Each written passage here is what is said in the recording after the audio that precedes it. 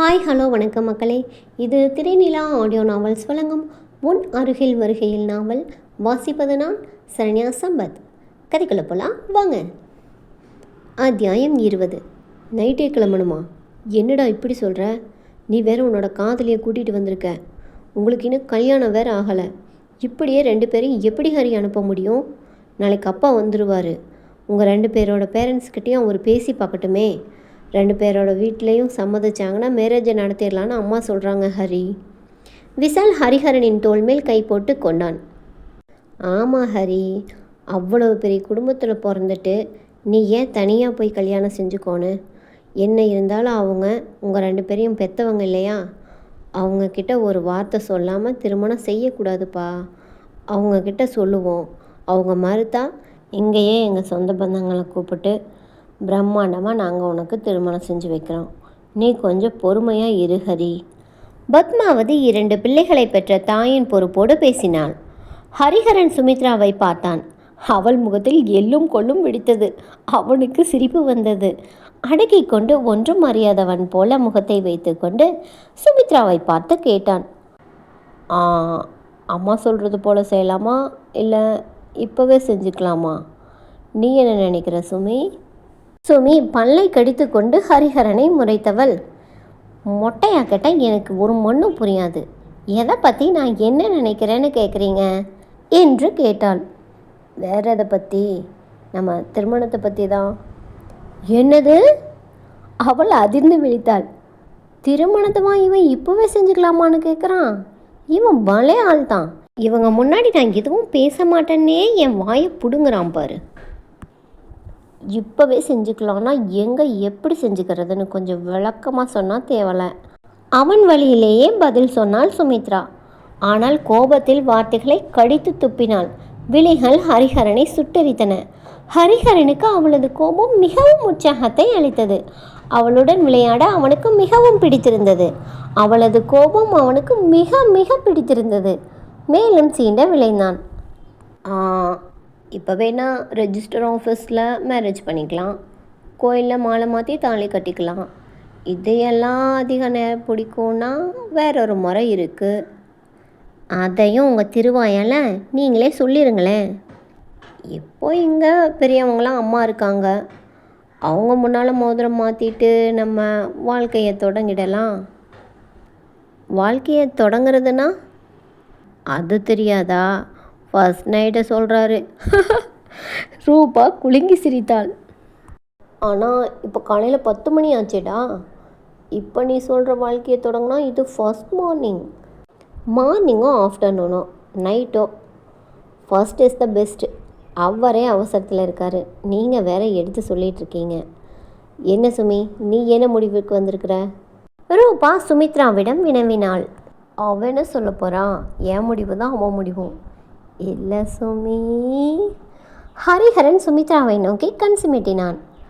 சுமித்ராவால் தாங்கிக் கொள்ள முடியவில்லை. கையில் வைத்திருந்த புத்தகத்தை அவன் மேல் விட்டெறிந்தாள். கச் என்று விசால் ரூபா வாசவை உற்சாகப்படுத்த ஹரிஹரன் புக்கை 2 கைகளாலும் கிரிக்கெட் பிளேயரை போல தாவி பிடித்தான்.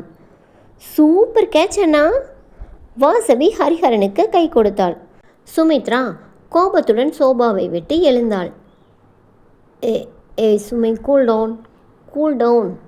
Don't angry with me. உன் கூட நான் விளையாடாமல் வேறு யார் விளையாடுவாங்க? Sit down. சுமித்ராவின் கரம் பற்றி தடுத்து இழுத்தான் ஹரிஹரன். அவன் இழுத்த வேகத்தில் சோபாவில் விழுந்தாள் சுமித்ரா. எவ்வளவு இயல்பா தொடரான் இவன். கோபம் வருவதற்கு பதிலாக இனிமையான உணர்வு தான் அவளுக்கு வந்து தொலைத்தது. அவனது இனிமையான சுபாவமும் தென் தமிழக பாஷை புரியாமல் விளக்கம் கேட்கும் வழக்கமும் அவன் கூறிய காதலும் அவளை அவன் பால் கவர்ந்து இழுத்தது. அடங்கு என்று மனதை அடக்கினாள் சுமித்ரா. ஆளை பார்த்தா வெள்ளைக்கார துறை மாதிரி அட்டகாசமாக இருக்கிறான். அவன் சொன்னதை கேட்டையில் உலகம் சுத்து வாலிபனான். இவனுக்கும் எனக்கும் ஏணி வச்சாலும் எட்டாது. கிட்டாத பழத்துக்கு கொட்டாவி விடக்கூடாது. பேசாமல் வாழை சுருட்டு. தன் மனதிற்கு கடிவாளமிட முயன்றாள் சுமித்ரா. எவ்வளவு அழகனாக இருந்தாலும் மனதுக்கு பிடிக்காவிட்டால் அவனை திரும்பி கூட பார்க்காது பெண்மனம். சுமித்ராவிற்கு அவனை மிகவும் பிடித்திருந்தது. அதனால் அவன் பேச்சை கோபப்படுவதைப் போல் ரசித்து கொண்டிருந்தாள். இதை அவளிடம் சொன்னால் ஏற்றுக்கொள்ளும் மனநிலையிலும் அவள் இல்லை. மா, நீங்கள் சொல்கிறது போல நானும் சுமையும் முடிவு பண்ணிக்கிறோம். பத்மாவதியின் முகம் பார்த்தான் ஹரிஹரன். என்ன முடிவுப்பா? நாங்கள் நைட் கிளம்பி சுமையோட வீட்டுக்கு தான் போக போகிறோம். ஏண்டா, அவங்க தகராறு பண்ணவும் தானே சுமித்ரா அவங்க கூட கிளம்பி ஓடி வந்திருக்காங்க. விஷால் இயல்பாய் கூற சுமித்ரா மானசீகமாய் தலையில் அடித்து கொண்டாள். உன் கையை பிடிச்சிட்டு ஊரை விட்டு ஓடியா வந்த? அவள் விழிகளால் வினவ ஹரிஹரனுக்கு சிரிப்பு வந்தது. அடக்கி கொண்டான். வேண்டாம், சிரிச்சிடாத, அவள் கோவப்படுவா. அதுவும் சும்மாவா ஓடி வந்தாங்க? அவங்க பின்னால் ஊரே துரத்துச்சாமே. என்னென்னவோ கையில் வச்சுருந்துருப்பாங்களே. இந்த தமிழ் சினிமாவிலலாம் காட்டுவாங்களே. ரூபா புரியாமல் யோசிக்க, வெட்டறிவாலும் வேலு கம்பும் என்று சுமித்ரா எடுத்து கொடுத்தாள். அத்தான் நீங்கள் தமிழ் சினிமா நிறையா பார்ப்பீங்க போல். You are correct. எப்படி கண்டுபிடிச்ச? ஆமாம், நான் கொலம்பஸு இந்தியாவை கண்டுபிடிச்சிட்டேன். காலையிலேருந்து ஆள் ஒட்டிகிட்டு இருந்துட்டு இப்போ எப்படி கண்டுபிடிச்சேன்னா கேட்குறீங்க? விட்டால் இவங்களே கதை திரைக்கதை வசனம்னு எழுதி சினிமாவே எடுத்துருவாங்க போல். எல்லாம் உங்கள் சிநேகிதர் கூட இருக்கிற மகிமைங்க. பூவோட சேர்ந்து நாரும் மணக்குன்னு சொல்லுவாங்கள்ல, அது போல தான் இதுவும். அவ்வளவுதான். ஹரிஹரன் சுமித்ராவின் பக்கம் ஆவலாய் திரும்பினான். சுமி, கண்கள் மின்ன அவன் பேச ஆரம்பிக்கும் முன் என்று வாய்மேல் விரலை வைத்து அடக்கினாள் சுமித்ரா. இப்போ என்ன வேணும் உங்களுக்கு? போனா என்ன, நாருனா என்ன? இந்த சொல்லவிட விளக்கம் தானே தெரியணும்.